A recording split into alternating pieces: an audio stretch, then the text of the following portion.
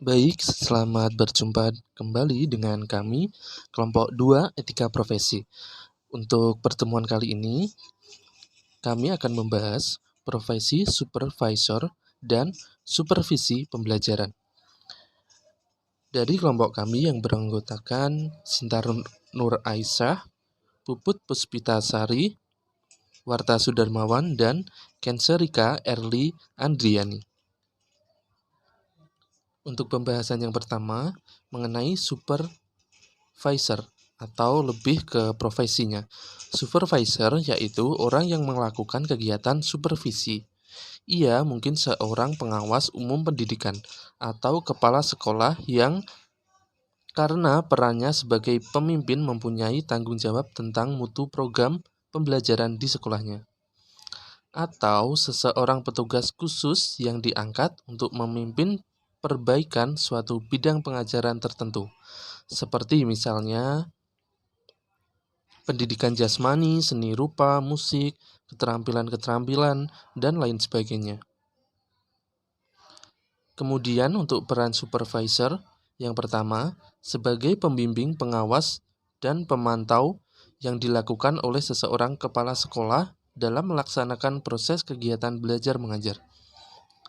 Yang kedua, harus memantau bagaimana keadaan peserta didiknya, baik secara kognitif, afektif, maupun psikomotor. Untuk selanjutnya yaitu supervisi pembelajaran.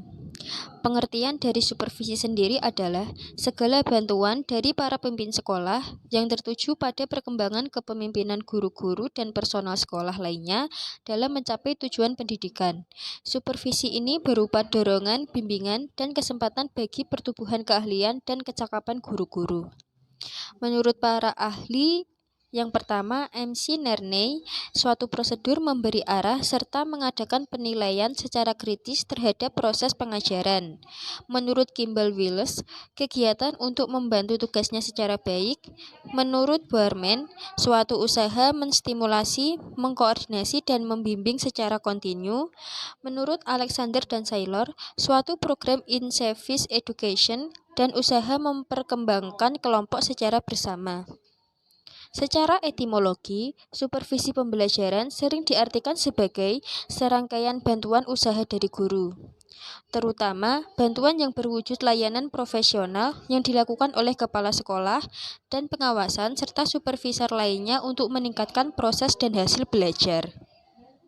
Selanjutnya yaitu tipe supervisi pembelajaran. Yang pertama, supervisi sebagai inspeksi. Tipe supervisi pembelajaran seperti ini hanya ingin mencari kesalahan gurunya tanpa dimaksudkan untuk melakukan pembinaan. Yang kedua, supervisi yang koersif. Tipe supervisi seperti ini sifatnya memaksa kehendaknya, apa yang diperkirakannya sebagai sesuatu yang baik, meskipun tidak cocok dengan kondisi ataupun kemampuan pihak yang disupervisi, tetap saja dipaksakan berlakunya. Yang ketiga, supervisi yang laissez-faire. Tipe supervisi pembelajaran seperti ini dijalankan oleh pengawas atau supervisor secara tanpa pendirian alias sebab boleh. Dengan tipe supervisi ini, guru-guru boleh mengajar tanpa diberi petunjuk yang benar. Yang keempat, supervisi yang bertipe training dan guidance. Tipe supervisi pembelajaran seperti ini diartikan sebagai memberikan latihan dan bimbingan kepada guru. Yang kelima yaitu supervisi demokratis. Dalam pelaksanaan supervisi, terdapat pendekatan supervisi pembelajaran, di mana karakteristik guru yang dihadapi oleh supervisor berbeda-beda. Perbedaan tersebut dapat dilihat dari sisi usia dan kematangannya, pengalaman kerja, motivasi, maupun kemauan guru. Karena itu, supervisor harus menerapkan pendekatan yang sesuai dengan karakteristik guru yang akan dihadapinya. Beberapa teknik yang dimaksud dibahas di bawah ini. Yang pertama, supervisi ilmiah. Supervisi ilmiah apa sih? Supervisi ilmiah dipandang sebagai ideologi demokratis. Maksudnya, setiap penilaian dan penimbangan terhadap baik buruknya seorang guru dalam mengajar harus didasarkan pada penelitian dan analisis statistik yang ditemukan dalam penelitian terhadap problem pembelajaran yang dihadapi oleh guru. Untuk yang kedua, supervisi klinis, di mana supervisi klinis teknis ialah supervisi yang difokuskan pada perbaikan pengajaran dengan melalui siklus yang sistematis dari tahap perencanaan, pengamatan, dan analisis intelektual yang intensif terhadap penampilan mengajar, sebenarnya dengan tujuan untuk mengadakan modifikasi yang rasional. Untuk yang ketiga, supervisi artistik. Supervisi artistik menggunakan bahasa yang ekspresif, puitis, serta ada kalanya metaforik untuk mempengaruhi guru agar melakukan perubahan terhadap apa yang telah diamati di dalam kelas. Tidak hanya pendekatan, namun di sini dalam supervisi pembelajaran terdapat suatu tujuan. Tujuan yang pertama yaitu memperbaiki proses belajar mengajar. Untuk yang kedua, perbaikan tersebut dilaksanakan oleh supervisi. Untuk yang ketiga, supervisi dilakukan oleh supervisor. Selanjutnya, sasaran supervisi adalah guru dan orang lain yang ada kaitannya atau dalam rangka memberikan layanan supervisi kepada guru. Untuk selanjutnya, secara jangka panjang, maksud supervisi adalah memberikan kontribusi bagi pencapaian tujuan pendidikan. Untuk selanjutnya, perbaiki materi dan kegiatan belajar mengajar. Lalu, memperbaiki media belajar mengajar. Untuk yang terakhir, memperbaiki sikap guru atas tugasnya. Tidak hanya tujuan, namun dalam supervisi pembelajaran terdapat beberapa prinsip. Prinsip yang pertama yaitu supervisi merupakan bagian yang integral dalam program pendidikan.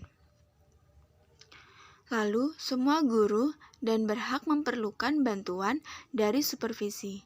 Yang ketiga, supervisi hendaknya disesuaikan untuk memenuhi kebutuhan perseorangan dari personil sekolah. Lalu, supervisi hendaknya mampu menjelaskan tujuan dan sasaran sekolah. Lalu, supervisi hendaknya membantu memperbaiki sikap dan hubungan dari semua anggota staf sekolah. Lalu, tanggung jawab pemrograman supervisi berada dalam kepala sekolah dan pemilik bagi sekolah yang ada di wilayahnya. Lalu, harus ada dan yang membiayai program kegiatan supervisi dalam anggaran tahunan. Lalu, efektivitas supervisi hendaknya dinilai secara periodik oleh para peserta. Lalu, supervisi hendaknya membantu menjelaskan dan menerapkan dalam praktik penemuan penelitian pendidikan yang mutakhir. Selanjutnya, fungsi supervisi pembelajaran. Fungsi supervisi pembelajaran ini ada dua. Yang pertama adalah fungsi utama dan yang keduanya ini adalah fungsi tambahan. Fungsi utama yaitu membantu sekolah yang sekaligus mewakili pemerintah dalam usaha mencapai tujuan pendidikan. Lalu untuk fungsi tambahan, membantu sekolah dalam membina guru-guru agar dapat bekerja dengan baik dan dalam mengadakan kontak dengan masyarakat dalam rangka menyesuaikan diri dengan tuntunan masyarakat serta sekaligus melompori kemajuan masyarakat. Lalu untuk perangkat supervisi pembelajaran, supervisor pembelajaran harus menyiapkan. Yang pertama yaitu program supervisi dilaksanakan menurut kalender tertentu dengan jenis kegiatannya baik dalam rangka supervisi akademik maupun supervisi manajela. Yang kedua, format atau instrumen supervisi baik tes maupun non-tes. Yang ketiga, materi pembinaan supervisi berupa substan dan panduan. Buku catatan yang memuat hal-hal yang unik selama pelaksanaan supervisi. Dan yang kelima, data supervisi atau pembinaan sebelumnya berupa dokumen arsip, capaian, dan kendala yang muncul. Lalu selanjutnya tata guna instrumen yang tersedia pada saat pelaksanaan apakah akan digunakan oleh observasi, wawancara, atau mungkin tes. Dan yang terakhir dokumen atau naskah tertulis tindak lanjut berupa skema program tindak lanjut yang dituangkan secara tertulis. Lalu peranan dan tugas pokok supervisi pembelajaran. Supervisor pengajaran lebih berperan sebagai gurunya guru. Mereka adalah orang-orang yang siap membantu kesulitan guru dalam melaksanakan proses pembelajaran. Supervisor pengajaran bukanlah seorang pengawas yang terkesan angker, bahkan mungkin mencari-cari kesalahan guru. Salah satu tugas pokok administrator sekolah, selain administrator profesional, adalah juga sebagai supervisor. Tugas ini termasuk sebagai administrator sekolah sebagai pemimpin pembelajaran. Sekian dari kelompok kami, tetap semangat dan terima kasih.